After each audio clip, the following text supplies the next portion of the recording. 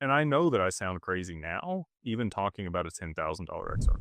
People are like, "Get out of here, dude." Like 10 to 13 bucks is the top on this cycle. Just stop talking about these crazy numbers. But in reality, if you look at the global macroeconomics and you look at the value proposition for the network itself, I'm highly confident that it will achieve those numbers. And it is because, if you looked at the market cap at that point, it would seem incomprehensible to most people to have quadrillions or septillions of dollars on chain.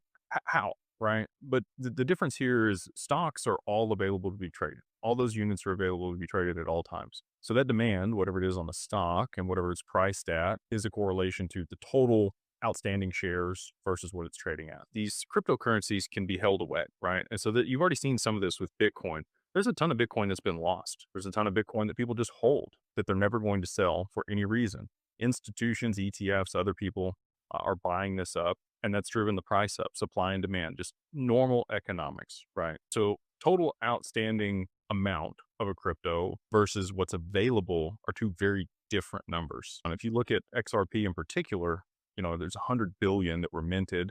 There's less than that now because a little bit's burnt every single day. It'll last, close to 50,000 years at the current burn rate, which people are like, oh, it's all going to get burned up. Not anytime soon. That's why they made 100 billion of them. But the total available supply across exchanges, if you were even just to look at the wallets, is somewhere around 9 billion, so 1/10 of the supply. And then that's not actually what's available to be purchased. The exchanges have an accounting overlay across all the wallets that they hold that allows, certain portions of that to be tradable and what's held by retail. So in my estimation, based on, years of study, I think there's around 2 billion XRP currently on the market available for trade between the exchanges and retail. So 2% of the total supply. So now if you're talking about $5 trillion a day for Swift volume to move through the asset, what's available to actually move that? Not a whole lot. Now that's where you're getting these crazy moves to the upside. And that has to, there has to be liquidity driven into the asset, but those trading volumes will be what sustains it at those high levels. And so I think that that's the paradigm that a lot of people have a hard time getting over, is the actual utility of these networks hasn't even occurred yet.